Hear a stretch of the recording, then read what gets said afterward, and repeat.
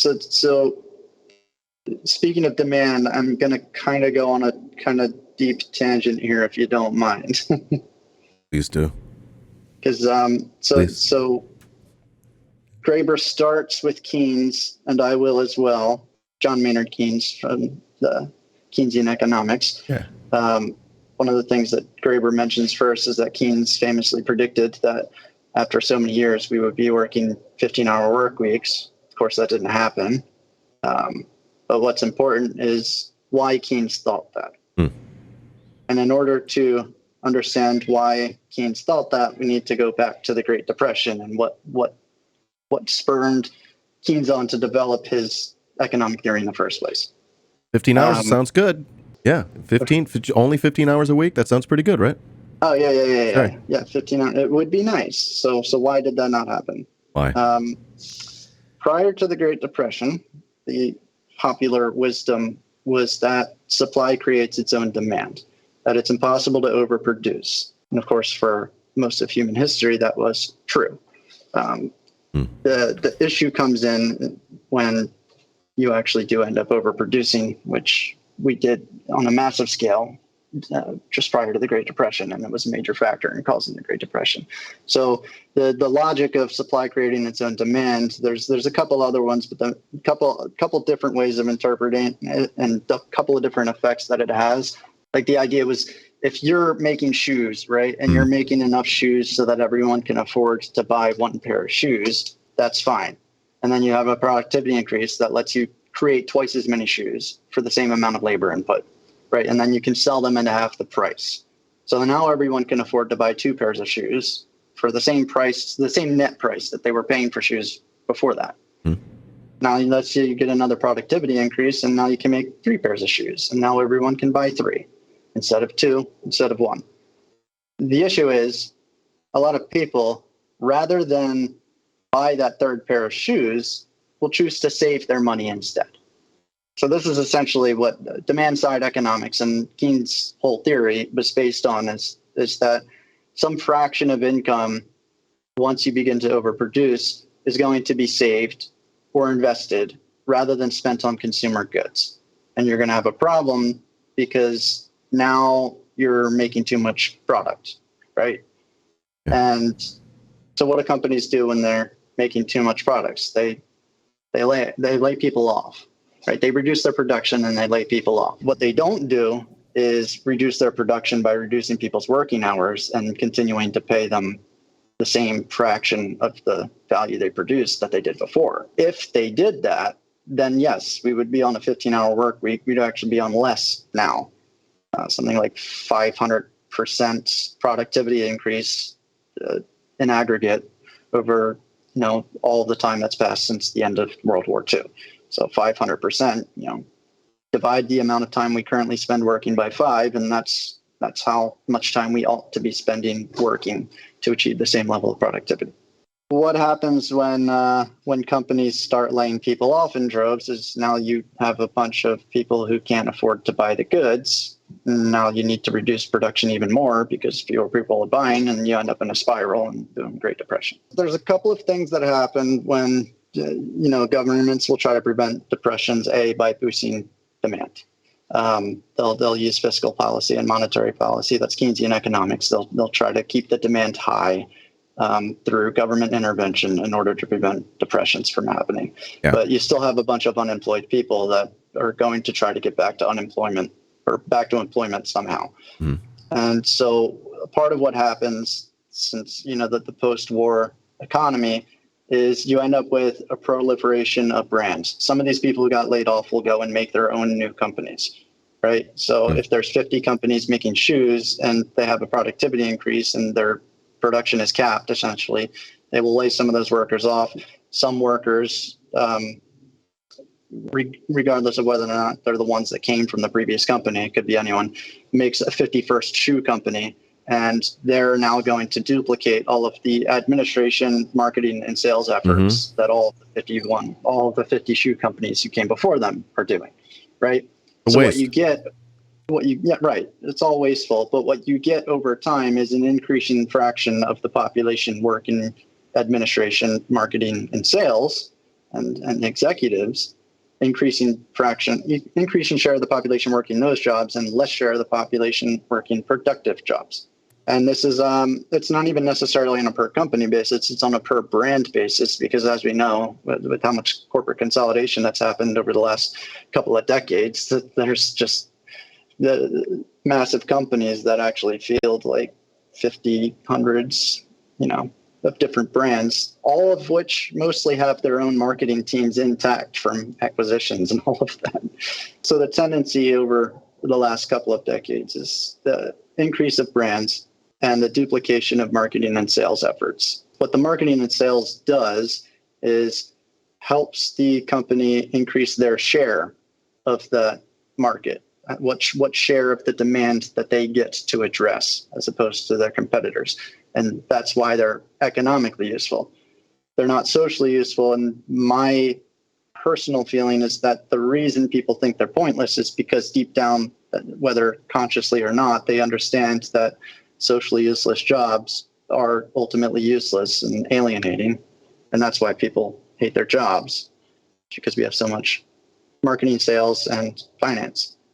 I mean, we do. Let's say we do hit that big red socialism, but we're still going to need some like marketing people, right? Like we're still going to need people who know how to like I don't know. I'm thinking out loud. Correct me if I'm wrong. Like people who know how to communicate to massive amounts of people. I'm thinking about like how we're not dealing with COVID right now in the United States. There's such a lack of information. Like we don't know what to do.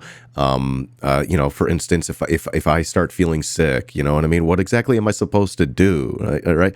Just there's such bad communication. I would think like we would have to have some of those positions, right? We're not arguing that they'll all go away, or are you? No, I'm with you on that. The expertise will still exist. I mean, that job will still exist, but it's not something that's going to scale and spiral outward in a capitalist, like it would in a capitalist economy for the sake of private profit. It would be for the sort of things you're talking about, like sending out mass communications to people who need to receive those communications. It's not, something that just scales on its own because everyone's starting companies and then hiring marketing teams, Now, the other issue that came into play was the emergence of electronic communications. The TV and radio were invented post Great Depression era. So that kind of changed the game with marketing and sales as well. There used to be that, with marketing and sales prior to radio and TV, you would see a sign on the street as you're walking through town, right? Now that we have digital communications, companies are basically trying to capture as much of your attention for as much of the day as possible, where they weren't able to do that before. So this is actually what's kind of referred to as the third industrial revolution, which isn't the one that's really talked about. Rather than the original industrial revolution where agriculture jobs became manufacturing jobs. All that labor shifted from one to the other. The third industrial revolution, we have manufacturing in decline and an expansion of service jobs. I kind of feel like marketing should be treated as a separate thing from service jobs because it's, like I said, one of the things that scaled up and was able to absorb the newly unemployed workforce in a way that actually scales. With the other thing with the emergence of digital communications is essentially our attention as consumers became a new market. And all of the different brands out there are now they're now purchasing our attention through, basically, and it's basically an auction basis. Whatever advertiser is willing to pay the most to get their commercial slotted on a TV program is going to get their ad played. And so what that means is that capitalism isn't even longer able to give us the reduction in consumer prices that it was once able to do through productivity increase. Because now everyone's got to bid on getting their product to market through marketing efforts. They got to spend all that money on that. That becomes a cost basis for the product. And now the products, the prices go up because half the price you're paying for is to be advertised to, because advertising is expensive. Sales and marketing has basically enabled capitalism to become far more wasteful than it ever was at any point in history. And I think people subconsciously, at the very least, understand that. And that's why they feel their jobs are pointless. I mean, we could talk about some of the things Marx has said about it. I mean, not necessarily bullshit jobs, but more about the overproduction kind of thing. Like he saw that before it happened. He essentially predicted the Great Depression. He predicted it? Marx? Yeah, I mean, every time. Overproduction was the cornerstone of his theory behind economic crises in capitalism. Okay. And he was right. So the boom bust. Yeah, he connects that to overproduction. Mm-hmm. All right. I guess what he didn't anticipate was probably, I guess, the inflation of marketing and sales, which I mean, he couldn't be expected to anticipate. Yeah. And it all goes back to the fact that employers decide to lay people off instead of reducing work hours, and the reason they do it is because it's more profitable to lay people off than it is to reduce people's work hours and keep their net pay the same. So they're overproducing. You can imagine, I don't know, they're making I don't know. Let's think of a factory. They're making bikes, all right? They're making too many bikes. Instead of reducing everyone's hours by a certain amount and keeping everything else sort of like equally, they decide to just fire people. And in doing so, they make fewer bikes, and they're making more money. How is that better than reducing hours? I don't get that, actually. So the layoff is the opportunity to increase their profit margin. So the way it works, so like say you have 10 employees, right? And you increase production efficiency by 10%, right? You could either reduce everyone's hours by 10% and achieve the same level of production that you did before, or you can lay one of them off. Yeah. Your workers, if you reduce their hours, they're not going to accept a reduction in net pay. Right, you would have to increase their hourly rate so that they're making as much money as they did before. I mean, you could try to reduce it. You probably wouldn't get away with it. And then you'd still end up with the same problem that would reduce the demand. You would reduce aggregate demand, and then you would still have, depression, recession, and that kind of thing.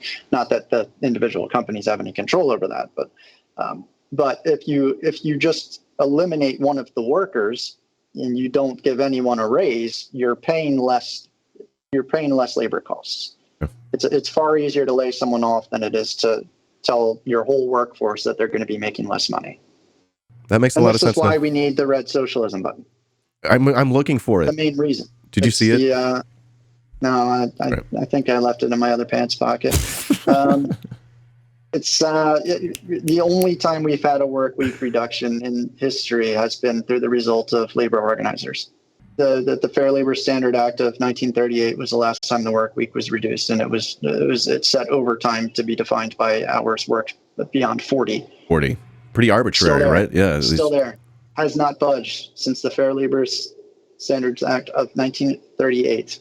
Okay, that makes sense. I get it, and of course, capitalism forces us to fight individually, and again, if those 10 bike workers aren't unionized, the boss can fire them without cause. They can do whatever they want. So capitalism, again, right back to it. It sucks. Every time it's capitalism, it's that profit motive. I really don't like it. Do you like capitalism? Yeah. Go. No. Good answer.